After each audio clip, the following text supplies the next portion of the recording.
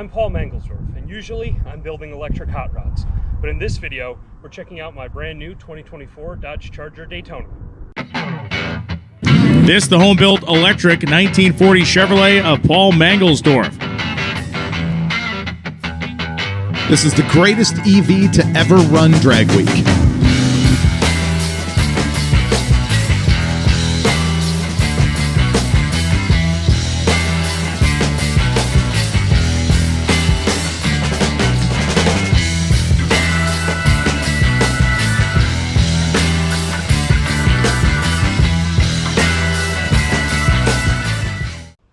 About a week ago, I took delivery of this, one of the very first Dodge Charger Daytonas. It's an all-electric muscle car.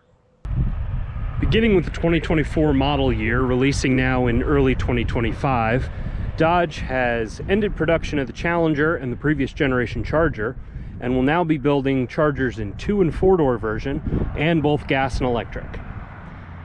The Daytona RT has all-wheel drive from motors on both the front and rear axles and a 100 kilowatt-hour battery pack. Unlike the Scat Pack that has some special modes like track and drift and donut mode, the RT only has auto, sport, and snow. Right now we're in auto mode, which is how I drive most of the time, and we're on the second of 3 regen levels. I find the third regen to be a little overly aggressive, and the first one to be not quite enough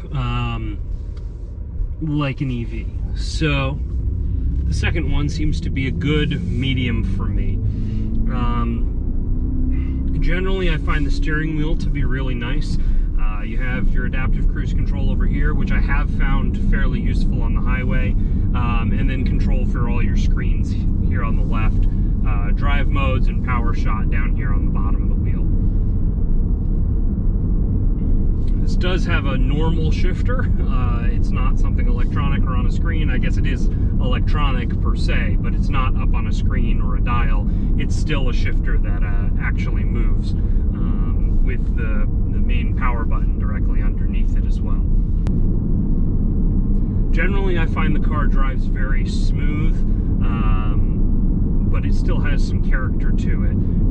It's not lifeless. It is definitely got some character and feel to it, but it does deliver power really smooth. Suspension handles bumps and speed pretty well. It's got good control of the body roll. In the RT, there aren't adaptive dampers the way there are in the Scat Pack, which is part of what limits those drive modes. As I have it configured right now on the dash in front of me, there's some info that I can change in the center. Right now it's showing tire pressures, but it can also show adaptive driver assist or a trip clock and efficiency. On the right is my speedometer as well as battery and percentage. On my left is range as well as power flow. So whether I'm using power or whether I'm doing some regenerative braking where I'm charging the battery. Down on the left is also the mode that I'm in and the strength of the regenerative braking. Generally speaking, I really like the seating position. Still playing around with a few adjustments on both the seat and the steering wheel, but it's quite comfortable for me driving here. The Charger Daytona does include the Fratzonic exhaust system, which is basically a chambered speaker that makes a whole bunch of noise inside and outside the car. I find that it's a lot of fun when you're driving spiritedly and around town. It's nice to kind of shock people in the parking lot, but I do find that driving steady state like I am now or on the highway, it does get very drony. So when I'm on the highway, I tend to turn it off.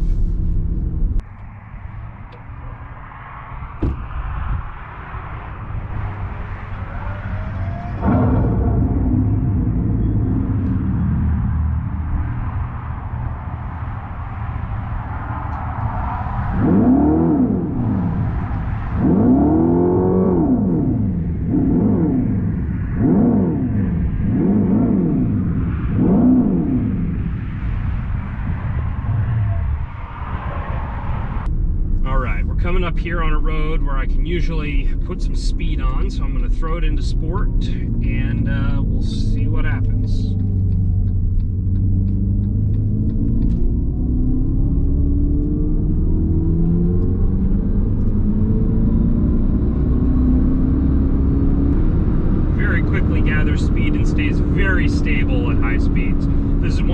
where you do get the benefit of that weight, is the car is very, very stable at higher speeds.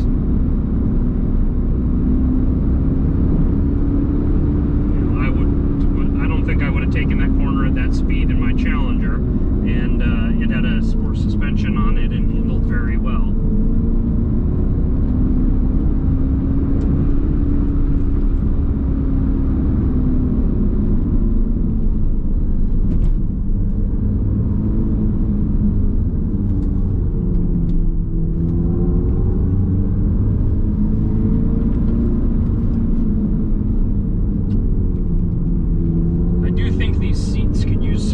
When it comes to holding you in place on tight corners and fast corners,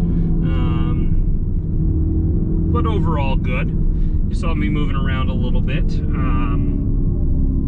Like I said, overall I think it's quite good. You know, going around turns like that, you do feel a bit of the weight in the tires grip, but the mechanical grip of the suspension still feels really good. I like the suspension tuning on this. I do wish it had a little grippier tires, but I think that's something that I can solve in the future. But definitely sort of where you're reaching the limit of tires is definitely where you feel the weight more than anything. There is a little bit of body roll there, and I do wonder if the Scat Pack has better control of that than in this RT. So I got an EV muscle car to have the fun of an electric car and the fun of a muscle car in one package, and certainly the styling of a muscle car. And this car has that in spades. Overall, the amenities are really nice, and definitely this interior is a step up from the Challenger, but I would say that that's not the point of this car. The point of this car is that it looks gorgeous and that it drives well, and I do think that it drives very well. On the whole, I really like the tactile controls and physical buttons that this car tends to.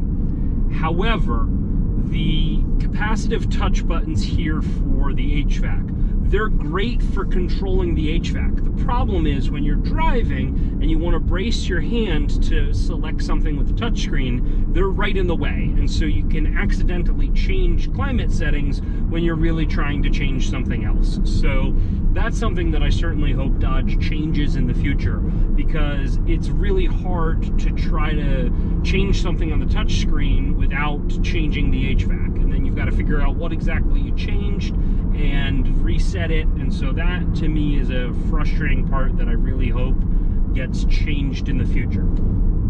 Overall, the touchscreen works really well. It's wide, and I primarily use it with CarPlay to listen to music and podcasts, but it is good for seeing settings and for performance pages like this, where you can see all sorts of information about motors, temperatures, all sorts of things.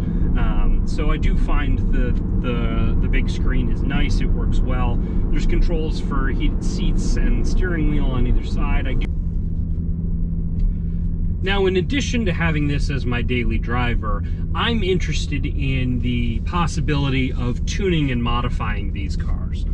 One area that right now is really interesting to me is that Dodge has confirmed that the battery pack and the motors are the same between the RT and the Scat Pack.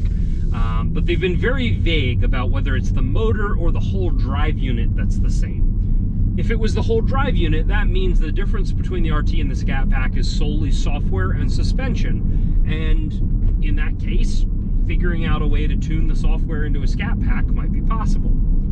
On the other hand, they might have done something similar to what Tesla did with the Model S 85 and P85, where there was a different inverter in the drive unit, even though it was the same battery and motor. And if that's the case, tuning it's going to be a little bit more difficult, but tuning it may end up just being changing the hardware and flashing different software. So it'll be interesting to find out. This is a bit windy, so I'm going to throw it back into sport, and we're going to have a good time.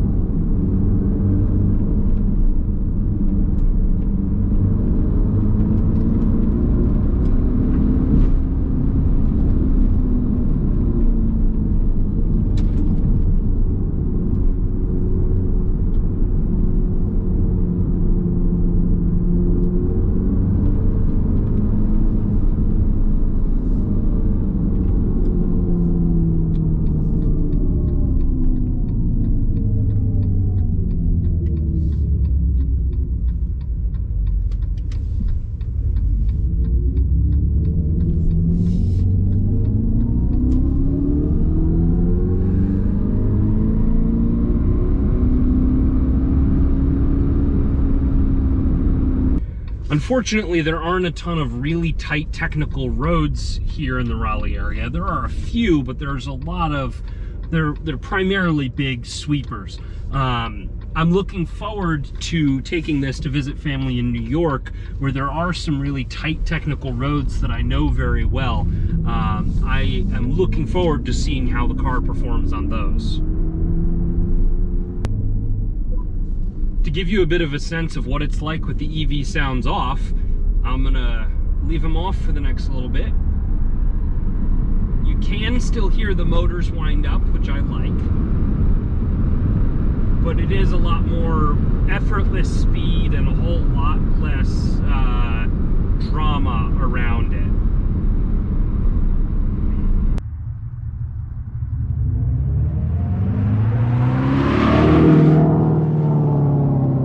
So that's a quick look at the new Charger Daytona. I do have more coming on my 1940 Chevy, but well, here's a preview of the next video. And this is my Tesla swapped 1940 Chevy, and surprise, it's broken again. So I'll be getting back to fixing this, but also sharing the adventures that I have in this. I'm really excited to have it, and now to have an all-electric fleet, and I am looking forward to a lot of cool adventures that I'm going to take it on. So once again, I encourage you to get out there and have the adventure, and I hope I'll see you out there.